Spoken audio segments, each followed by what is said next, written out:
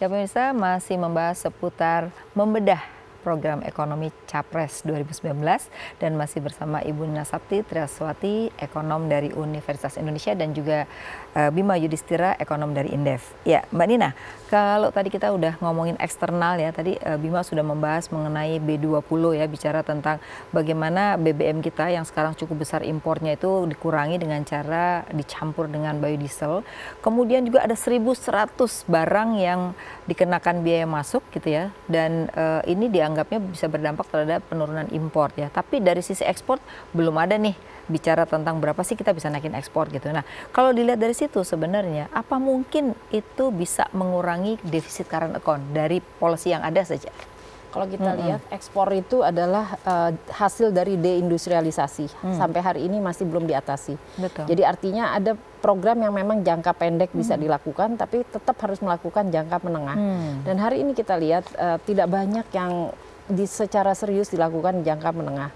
Jadi misalnya banyaknya jangka pendek ya bicaranya. Iya, jadi kalau hanya di pasar uang itu artinya kita berada di jangka pendek ya, mau menaikkan suku bunga, menurunkan suku bunga, atau mendorong. Jadi hanya moneter saja yang digarap, ya, tetapi realnya ya belum ya. Sektor real ini yang menjadi penggerak, dan kalau kita lihat di sinilah nanti lapangan kerja akan terpengaruh atau tidak.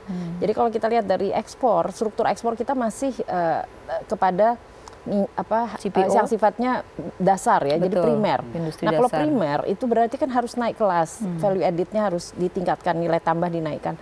Jadi misalnya yang sederhana yang selalu diributkan, smelter begitu ya, Freeport, itu adalah cara untuk menaikkan value added, tetapi tidak serius juga dilakukan. Polisinya baru lain lagi kan sekarang, boleh ekspor barang mentah lagi kan. Betul. Jadi tidak perlu lagi pakai smelter gitu itu kan. Itu yang menjadi pertanyaan besar kita kan, sebetulnya hasil tambang kita ini selama ini memang mentah begitu. Betul. Nah kalau kita nggak naik kelas, ini jangka panjang akan begini terus. Dan padahal kita lihat cerita dari Freeport-nya sendiri itu udah jangka panjang mundur lagi begitu ya, ke tahun 67 naik ke ini, itu perubahan kebijakannya sangat drastis begitu ya. Dari yang mau mandiri menjadi tidak jelas begitu. Jadi ini kan tidak jelas nih, itu satu pertambangan.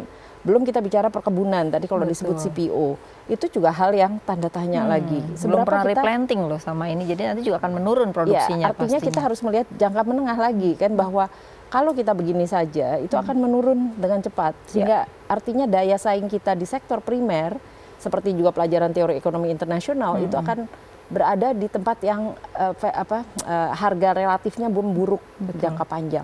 Jadi kita sudah tahu bahwa Indonesia tuh contoh terbaik untuk menunjukkan ini loh contoh yang terburuk jangka panjang. Nah kita ngomong pahit di sini, bahwa kalau ini tidak dilakukan secara serius, hanya bumbu-bumbu, hanya gunting pita, 5 tahun ke depan nggak ada apa-apa, begitu Indonesia semakin buruk.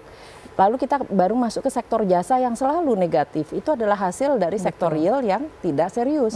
Kalau deindustrialisasi berjalan seperti ini, lapangan kerja kita kan juga lapangan kerja yang rendah kualitasnya. Dan itu juga tidak membantu kita naik kelas. Ya, jadi dua-duanya lengkap. Ditambah bunga utang yang tinggi kalau kita bicara sektor jasa. Ditambah lagi berbagai royalti dan profit kita yang sifatnya banyak dialirkan keluar gitu. Betul. Jadi ada dua sisi, ada current account tapi juga ada neraca jasa. Betul. Jadi hanya bicara ekspor naik, impor ditahan, melarang impor dengan kebijakan fiskal itu tidak akan sustain. Karena impor itu kan juga kebutuhan terhadap proses produksi. Jadi kalau produksinya naik kelas, kita akan mengimpor barang yang lebih bagus gitu ya. Yang hasil nilai tambahnya besar. Jadi kita lihat di sini lengkap gitu ya, cerita tentang Dutch disease kalau bahasa. Jadi artinya bahwa tantangan yang masih perlu di PR-nya adalah mengenai jangka menengah panjang ya. Jadi kita lebih banyak short term tetapi tidak berpikir menengah panjang. Ya karena ini PR dari Dutch disease ya. Jadi kita terlena dengan adanya primer yang tinggi tadinya. Lama-lama sektor primer akan turun dan kita memburuk. Itulah teorinya yang sederhana. Ya Mas Bima, kalau kita lihat sebenarnya rupiah kita selama ini lebih didukung oleh portofolio kan. Kita harus jujur ya. Begitu portofolio ini keluar, itu langsung pelemahannya signifikan karena memang fundamental terhadap ekspor impor dan neraca jasa tadi dikatakan Mbak Nina memang nggak cukup kuat untuk menguatkan mata uang kita kan gitu. Nah kan nggak mungkin dong kita menunggu rupiah kita menguat hanya nunggu portofolio kan. Nah sementara kalau kita lihat peraturan-peraturan yang dilakukan oleh pemerintah ini nggak cukup signifikan untuk mengurangi defisit current account kan. Nah ini mungkin jangka pendek apa sih, ini bicara jangka pendek dulu nih karena ini orang menunggu paling nggak sampai April orang tidak akan investasi kan, berarti supply terhadap dolar juga masih rendah kan gitu. Ini apa nih daya tahan perusahaan, daya tahan orang sampai dengan April apa sebenarnya yang bisa dilakukan? Iya, Jadi sebenarnya kalau kita lihat, oke katakanlah dari dulu memang kita mengekspor CPO, kemudian batu bara, banyak kemudian bahan mentah yang sifatnya olahan primer. Tapi di sisi yang lain kita jangan lupa kita dorong ekspor pun, ya, entah barang industri ataupun barang yang primer, ada problem yang sebenarnya jangka pendek kita bisa tarik itu, yaitu devisa hasil ekspor. Nah, jadi kan ekspornya naik. Sebenarnya baru masuk berapa persen sih devisa kita ini dari hasil ekspor? Ya, dari data Bank Indonesia itu per Juni 2018 itu devisa hasil ekspor secara total itu sekitar 69 miliar US dollar. Itu sekitar berapa persen dari total? Kemudian yang dilaporkan memang sudah mencapai 92%-an. Tetapi kan dilaporkan itu belum tentu kemudian dikonversi ke dalam rupiah. Jadi tetap dolar ya, nggak? Cuma 13,3%. Jadi nggak ada gunanya kalau tidak dikonversi kan? Ya, itu kan hanya administratif lapor dalam beberapa hari kemudian pergi lagi ke Singapura dan Hong Kong. Jadi maksudnya bagaimana juga dalam jangka waktu yang dekat ya pemerintah saya kira menyadari betul dia pengen bikin insentif-insentif khusus ya. Sebelumnya sudah ada insentif tapi ini mungkin lebih dipertajam lagi untuk memulangkan devisa hasil ekspor tadi. Kita tidak mengambil jalan seperti radikal seperti Thailand kemudian atau Malaysia. Harus gitu wajib ya. Nanti kalau dalam kondisi bergejolak justru dilakukan malah capital pergi control, lagi gitu ya. Justru khawatirnya nanti kapitalnya makin keluar. Jadi sistemnya dengan insentif gitu ya. Itu satu-satunya jalan yang jangka pendek sampai bulan Tapi kan April. gini, problemnya itu mereka menganggap bahwa kalau dikonversi ke rupiah itu kan volatilitasnya masih sangat tinggi. Sehingga ketika nanti dia butuh dolar, nilainya bisa semakin lemah dan dia akan membeli sedikit. Nah, itu problemnya yang dihadapi pengusaha. Gimana tuh kalau kayak gitu? Kita lihat juga salah satu terobosannya adalah memberikan kurs preferensial. Jadi ada kurs, itu ya, sampai 6 bulan berapa, yang dianukan berapa persen, yang sampai 1 tahun berapa begitu ya, modelnya begitu. Oke, itu jangka pendek.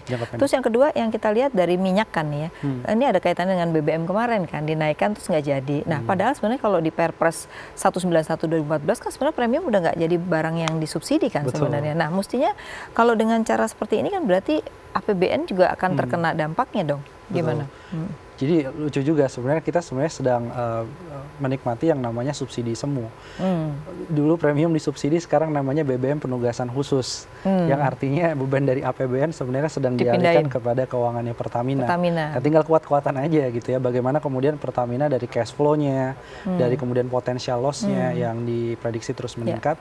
Jadi solusinya sebenarnya kalaupun kita lihat oke, ada faktor daya beli. Jadi ini masih akan ada problem nggak nih nanti sampai Pasti akan ada problem, karena itu juga akan berimplikasi keuangan Pertamina kemudian kalau ada keuangan Pertamina bermasalah, kemungkinan APBN-nya juga ada contingent effect, PMN-nya mungkin akan naik begitu ya, penyertaan modal negara ke Pertaminanya bisa disuntik di situ. Atau berikutnya lagi juga defisit migas kita kalau ini tidak dilakukan penyesuaian harga secara gradual, itu nanti akan kena defisit migas kita melebar. Makin melebar ya, dan itu ada hubungannya dengan nilai tukar juga ya. Oke. Nah, kita udah bicara tentang ekonomi saat ini. Nah, sekarang kita juga mau membahas mengenai ini ada hubungan dengan program Capres, ya kan? Capres yang incumbent maupun Capres yang satu lagi gitu ya. Kalau kita lihat tidak banyak bedanya nih visi, misi, dan program kerjanya ya. Kalau melihat satu, mereka ingin ekonomi berkeadilan dan kemakmuran. Berarti kan dia bicara tentang masyarakat. Ya, kemudian dia bicara SDM yang berkualitas, ya kan. Kemudian bicara tentang daya saing gitu. Rasa-rasanya tidak beda-beda jauh. Jadi seolah-olah mau presidennya siapapun, kayaknya ekonominya tuh tidak akan meroket atau justru menurun secara signifikan ya. Kita akan merasakan hal yang sama. Apakah demikian? Tapi kita harus break dulu. Pemirsa jangan kemana-mana, tetap di Economic Lounge with ISE.